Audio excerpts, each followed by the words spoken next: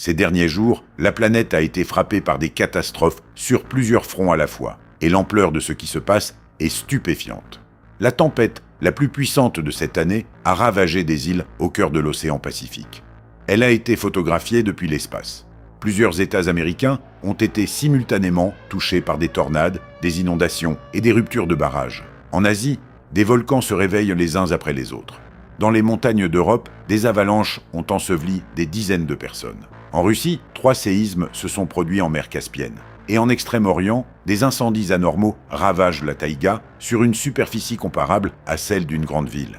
En Afrique, la sécheresse a détruit les récoltes de pays entiers, ce qui a officiellement été reconnu comme une catastrophe nationale. Tout cela s'est produit en l'espace de quelques jours seulement, simultanément sur différents continents. Nous avons rassemblé des données récentes provenant de centaines de sources, dont des rapports techniques rares et des bulletins de services de surveillance. Ils contiennent des détails qui méritent vraiment d'être examinés, alors regardez cette vidéo jusqu'à la fin pour comprendre l'ampleur mondiale de ce qui se passe. Le super typhon Sinlaku, dont nous avons parlé dans notre précédente vidéo, a frappé de nouveaux territoires. Et voici ce qu'il a laissé derrière lui. Les territoires américains au cœur de l'océan Pacifique, les îles de Saipan et Tinian, ont reçu un coup auquel personne ne s'attendait ici. Des arbres abattus écrasaient des maisons en bois aux toits de tôle sous les yeux des habitants. Le maire de l'île a indiqué que la majorité des routes restaient impraticables. À Guam, des lignes électriques arrachées et des rues recouvertes d'eau. 43 000 personnes se sont retrouvées sans électricité. Environ 2 000 touristes étaient bloqués sur les îles en raison de vols annulés. Il était tout simplement impossible de partir. Et tout cela en avril, un mois où les typhons sont pratiquement inexistants dans cette région.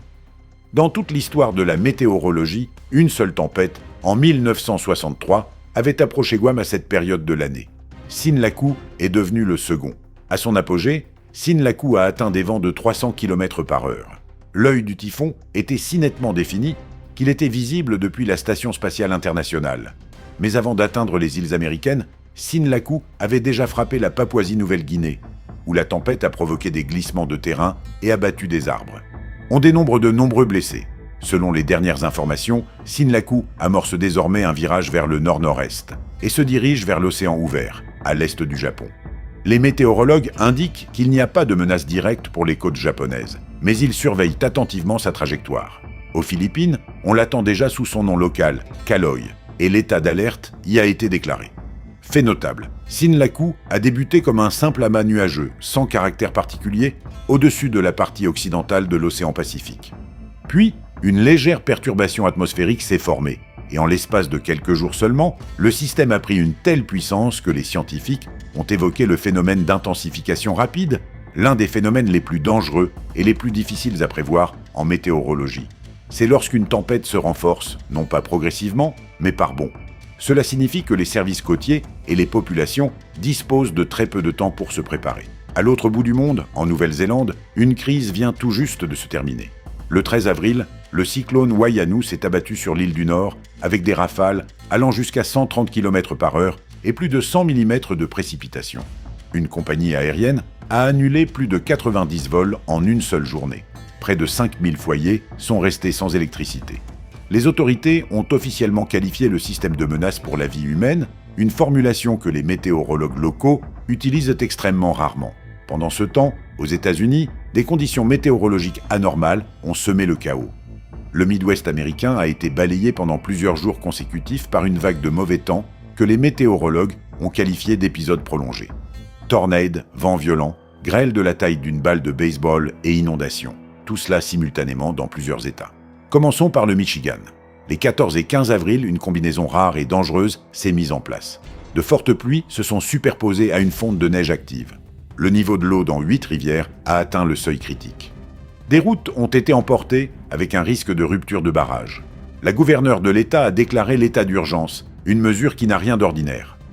L'état d'urgence au Michigan, en raison d'inondations, est déclaré très rarement. Parallèlement, des tornades se formaient. Au moins 2 trombes ont traversé la partie occidentale de l'État. L'une à travers la ville d'Otsego, l'autre à travers Carson City. Dans la matinée du 15 avril, des équipes du Service météorologique national étaient déjà sur le terrain pour évaluer les dégâts. Plusieurs alertes tornades étaient simultanément en vigueur dans les districts du sud et à proximité de Traverse City, au nord. Autrement dit, La tempête a pratiquement recouvert l'État d'un bout à l'autre, du sud au nord. Plus au sud, dans le Wisconsin, les événements ont suivi un schéma similaire, avec un rebondissement supplémentaire. Dans le comté de Waupaca, un risque de rupture de barrage est apparu. Les autorités ont lancé l'évacuation des habitants. Au même moment, à Milwaukee, les rues s'enfonçaient sous l'eau, les canalisations pluviales débordaient. Des alertes tornades étaient en vigueur pour la majeure partie du sud du Wisconsin, y compris Milwaukee même. Un peu plus tard, l'Iowa est entré dans la danse. Le 15 avril, une série de tornades a traversé la partie orientale de l'État, notamment le comté de Jones. Une trombe a été aperçue près de la ville de Wyoming, à ne pas confondre avec l'État du même nom. C'est une petite bourgade de l'Iowa. De la grêle de la taille d'une balle de baseball y a été enregistrée, soit un diamètre d'environ 7 cm. Un tel grêlon peut peser près de 100 grammes. En Californie, en plein milieu de l'un des plus grands événements musicaux de l'année, une tempête de sable a soudainement frappé le désert. Des rafales de vent ont soufflé les décors et renversé le camp réservé aux célébrités. Des milliers de personnes se sont retrouvées au cœur d'une tempête de sable sans avertissement préalable. Les organisateurs n'ont pas eu le temps de réagir. La tempête est arrivée de manière inattendue, même pour les standards du désert californien. Un élément de contexte important, les météorologues expliquent cette situation par la collision entre de l'air froid venant du nord et des masses d'air chaud et humide en provenance du golfe du Mexique. Avril est traditionnellement un mois actif pour les tornades dans la région connue sous le nom d'Allée des tornades. Mais cette année, l'ampleur de l'épisode a dépassé les limites habituelles. Plusieurs États simultanément, plusieurs jours de suite, ce genre de phénomène est rare. Tandis que le Midwest américain était sous les eaux, à l'autre bout de la planète, les éléments suivaient un scénario totalement différent. En Extrême-Orient de la Russie, dans la région autonome juive, un incendie de forêt a ravagé plus de 50 000 hectares. Dans le district d'Oblouchenski, l'état d'urgence a été déclaré. Plus de 90 spécialistes ont été mobilisés pour lutter contre les flammes, dont des parachutistes pompiers, des hommes déposés directement dans la taïga par hélicoptère. Dans la région de l'Amour, en une seule journée, le 15 avril, 10 nouveaux incendies ont éclaté simultanément, sur une superficie dépassant 213 hectares. Bilan depuis le début de la saison, 41 incendies sur une superficie de près de 26 000 hectares. Et nous sommes seulement en avril. Dans le territoire de Khabarovsk, la situation est préoccupante pour une autre raison. Un incendie de végétation s'est dangereusement rapproché des limites de la réserve naturelle de Bolcheketsirski et du parc national d'Anouïski. Lorsque le feu approche de zones protégées, le problème prend une dimension particulière. Il n'y a pas de route pour les camions de pompiers, et les écosystèmes mettent des décennies à se reconstituer. Beaucoup se demanderont pourquoi l'Extrême-Orient brûle en avril. La raison tient à un hiver anormalement sec et à un printemps précoce. La neige a fondu rapidement, le sol s'est asséché, et les herbes de l'année précédente sont devenues un combustible idéal. Il suffit d'une seule étincelle, une ligne électrique tombée ou un feu de camp mal éteint, pour que tout parte hors de contrôle. En Inde, le département météorologique a annoncé la première vague de chaleur à grande échelle de la saison. La couverture est déjà immense. Dans certaines villes, le thermomètre a grimpé jusqu'à 44 degrés. À Delhi, pour la première fois cette saison, le cap des 40 degrés est également attendu. Mais voici ce qui est frappant. À quelques milliers de kilomètres seulement d'un Delhi en fournaise, le tableau est radicalement différent. Dans le nord-est du pays, dans l'état d'Assam, le 15 avril, des pluies violentes accompagnées de grêles et de rafales ont fait rage. Des bâtiments ont été détruits, des routes bloquées. On voit bien qu'en avril, l'Inde recouvre littéralement plusieurs zones climatiques à la fois. À l'ouest, on fond de chaleur. À l'est, on est noyé sous les inondations et meurtri par la grêle. Le même scénario se répète dans la Thaïlande voisine. Dans la province de Buriram, le thermomètre est monté jusqu'à 44 degrés. Pour la Thaïlande, c'est au-delà des limites. Même les habitants, pourtant habitués à la chaleur, évitent de sortir entre 11h et 17h lors de telles journées. Et tout près de là, au Vietnam. Dans la commune de Jamrong, un orage accompagné de grosses grêles s'est abattu. Les champs agricoles à ciel ouvert ont été sévèrement touchés. Les récoltes ont été pratiquement anéanties. Les autorités évaluent les dégâts. Pour les agriculteurs locaux, c'est un coup dur survenu au pire moment, juste avant la moisson. En Afrique du Sud, la situation est encore plus grave. Une catastrophe se déroule là-bas sans être retransmise en direct, mais dont les conséquences se feront sentir longtemps. La sécheresse a détruit les récoltes de plusieurs pays de la région à la fois. En Zambie, environ 70% des récoltes ont été perdues. Au Zimbabwe, 80%. 5 États ont déclaré des catastrophes nationales. Dans la province sud-africaine du Cap-Occidental, le niveau de l'eau dans les barrages est tombé à 11%. C'est un niveau critique. À ce stade, les restrictions d'approvisionnement en eau commencent, puis vient la pénurie sévère. Les États-Unis souffrent également de la sécheresse, mais dans une toute autre proportion. Le ministère de l'Agriculture a déclaré zone de catastrophe naturelle 107 comtés dans cet État. 30 autres comtés de l'Alabama partagent le même statut. 2 extrêmes sur un même continent en une seule semaine. Au nord, des tornades et des inondations. Au sud, une terre desséchée et des récoltes perdues. En mer Caspienne, le 14 avril, 3 séismes se sont produits consécutivement. Selon le responsable du laboratoire de physique, de géodynamique et de processus sismiques du Centre scientifique national du Kazakhstan, les secousses enregistrées le 14 avril constituent très probablement le prolongement d'un séisme plus puissant survenu le 8 avril de magnitude 5,5. Ces événements sismiques sont liés à ce que l'on appelle la zone de subduction, qui s'étend depuis la péninsule de Krasnovodsk au Turkménistan à travers la zone sismique de Kopet-Dag en direction de l'Azerbaïdjan vers la péninsule d'Absheron et plus au sud vers Bakou. Il s'agit d'une zone de sismicité connue, située dans la région caspienne. Indonésie, île de Java.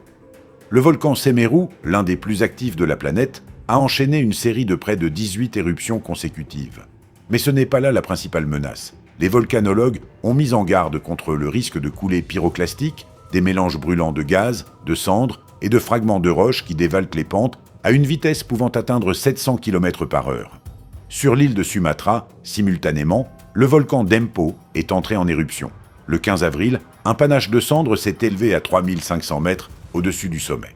Le sommet lui-même se trouve déjà à 3200 mètres d'altitude. Le nuage de cendres flottait donc à près de 7 km de hauteur. Mais si l'on parle de l'événement volcanique le plus spectaculaire de ces derniers jours, ce n'est pas en Indonésie qu'il s'est produit, mais au Japon. Le volcan Sakurajima, sur l'île de Kyushu, a projeté un panache de cendres à 3400 mètres de hauteur le 11 avril. C'est son éruption la plus puissante depuis novembre de l'année dernière. Sakurajima est l'un des volcans les plus grands et les plus actifs du monde. Et de tels épisodes exigent une mobilisation totale des services d'évacuation. Par ailleurs, en Indonésie, des scientifiques ont découvert quelque chose d'inquiétant directement sous l'île de Sulawesi. Une nouvelle et immense faille géologique s'enfonçant profondément sous les eaux de la mer de Banda. Les spécialistes avertissent que cette faille est potentiellement capable de générer un tsunami. Quand exactement et de quelle puissance, on ne le sait pas encore. Les recherches se poursuivent. Les glissements de terrain ne chôment pas non plus. En Papouasie-Nouvelle-Guinée, le cyclone tropical Maïla n'a pas seulement apporté du vent et de la pluie sur les îles, mais aussi des glissements de terrain. Dans la région de Bougainville, sous l'effet des pluies torrentielles, des flancs de collines ont commencé à glisser vers le bas, emportant avec eux tout ce qui s'y trouvait. Les victimes se comptent déjà par centaines. Des maisons ont été détruites, des routes bloquées. Il convient d'ailleurs de mentionner un fait que peu de gens connaissent. Les glissements de terrain font bien plus de victimes que n'importe quel autre phénomène géologique, plus que les séismes et les volcans réunis. Ils font simplement rarement la une des journaux, car ils se produisent le plus souvent dans des zones montagneuses difficilement accessibles. Et en avril, avec le début de la saison des pluies en Asie, ces événements se comptent par centaines.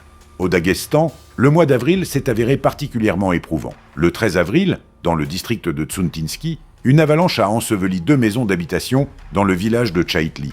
Les opérations de secours se sont déroulées dans des conditions difficiles.